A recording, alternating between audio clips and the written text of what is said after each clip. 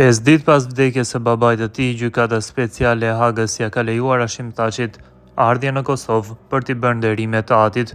Lajmi fillimisht e bëri të ditur Nasim Haradinaj, duke thënë se e sollën sot në kohë e pa kohë, e sollën sot në kohë të pa kohë, sa për sy e faqe e që nuk e kanë asnjë pikë në vete, e lëmë ajo njerëzorja që jo mungon në total, shkroi Haradinaj. Nga Rotterdami, Thaçi ka arritur në aeroportin e Prishtinës rreth orës 10 e mëngjesit, ndërkaq që është përcjellën në masa të rrepta sigurie nga zyrtar të shumë të policisë dhe të EULEX-it drejt fshatit të tij, burojës së Skënderajt, për të kryer omazhet e varri babait, ku u pa duke hyrë me një kuror me lule në duar. Mësohet se Hashim Thaçi është lejuar fillimisht që të bëjë omazhet e varri babait të tij në buroj, aty ku ai ka vendosur një kuror me lule mbi të cilën shkruhet: "Te varri erdha i fundit bab, para me erdhën mira qytetar, se shpejti dorë më dorë do t'i falenderoj të gjithë, të qoftë i lehtë dheu i Kosovës." Pasi ka kryer omazhe pranë varrit të babait të tij, Hashim Thaçi i kishte përshëndetur nga larg me 10 qytetarë që kishin dalur për ta mbështetur atë. Pas vizitës te varri i babait të tij, ish presidenti i Kosovës ka shkuar në shtëpinë e tij në fshatin Buroj të Skënderajt. Në ambientet e jashtme të shtëpisë shihet një zyrtar policor dhe veturat e parkuara që po e shoqërojnë Thaçin në çdo hap në këtë vizitë të tij të dytë në Kosovë brenda këtij muaji, pasi më parë e vizitoi babain e tij 3 ditë para se të vdiste në ambientet e QKUK-s. Babai i Hashim Thaçit, Haxhi Thaçi, vdiq me 16 mars. Ai ishte i shtruar në qendrën klinike universitare pasi ishte në gjendje të rëndë shëndetësore. Të njëjtën e 13 marsit ai u vizitua nga Hashim Thaçi, të cilit i dha leje për vizitë gjykata speciale që po gjykon për krime të pretenduara të luftës ish presidentin e Kosovës, por dhe 3 ish-krerë të tjerë të UÇK-s. Pas vizitës rreth 3 orëshe në masa të rrepta të sigurisë, Thaçi u rikthye sërish në Hag, qytetin holandez ku e ka selin kjo gjykatë. 3 ditë më pas, kur babai i tij ndroi jetë, u krijua një kakofoni rreth kërkesës së Thaçit për të qenë i pranishëm në varrimin e babait. Avokati i Thaçit, Luka Misetić, kishte bërë të ditur se kërkesa ishte bërë ditën e hënë në orën 14.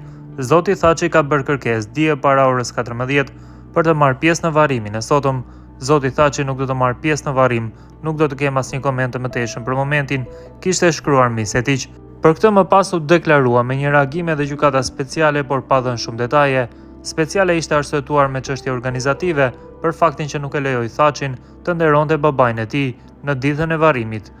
Për momentin gjykata nuk është në gjendje të japë informacion për ndonjë kërkesë apo vendim konkret në lidhje me zotin Thaçi.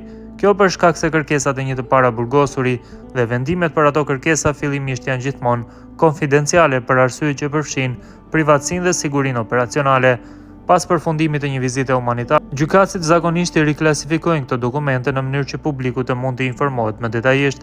Është gjithashtu e rëndësishme të theksohet se teksa vizitat të tilla kur urdhërohen nga gjykatësit, organizohen sa më shpejt që të jetë e mundur. Kjo mund të marrë ca kohë duke kërkuar koordinim të ngushtë me një numër aktorësh dhe marrëveshje komplekse logjistike, duke përfshirë fluturimet dhe sigurinë, thuaj në komunikatën e gjykatës speciale. Por ndalimi i Thaçit për të marrë pjesë në varrimin e babait të tij shkaktoi reagime të shumta në publik. Emisari i posaçëm për misionet e posaçme i SBA-s Richard Grenell ripostoi shkrimin e kryeministrit të Shqipërisë Edi Rama, i cili pas vendimit e quajti gjykatën speciale një tribunal të turpshëm dhe tha se e ka shndërruar drejtsinë ndërkombëtare në një farsë. Reagimi i Ramës erdhi pas vendimit të speciales për të mos e lejuar ish presidentin e Kosovës që të nderojë babain e tij. Një poshtërim i ri nga një tribunal i turpshëm dhe i paturpshëm, i cili e ka kthyer drejtsinë ndërkombëtare në një farsë, të drejta demokratike në fjalë boshe dhe vullnetin e mirë të parlamentit të Kosovës në bumerangun më brutal, shkroi Rama në Twitter. Hashim Thaçi po përballet me një proces të tezgjatur gjyqësor pranë dhomave të specializuara të Kosovës, të njohur si gjykata speciale. Ai po qëndron në paraburgim prej nëntorit të vitit 2020 në akuzat për krime të pretenduara të luftës. Gjykimi ndaj tij ka nisur në prill të vitit 2023. Bashkë me Thaçin po gjykohen edhe Kadri Veseli, Jakub Krasniqi e Recep Selimi, ish-krerë të UÇK-s janë deklaruar të pafajshëm për të gjitha pikat e akt akuzës.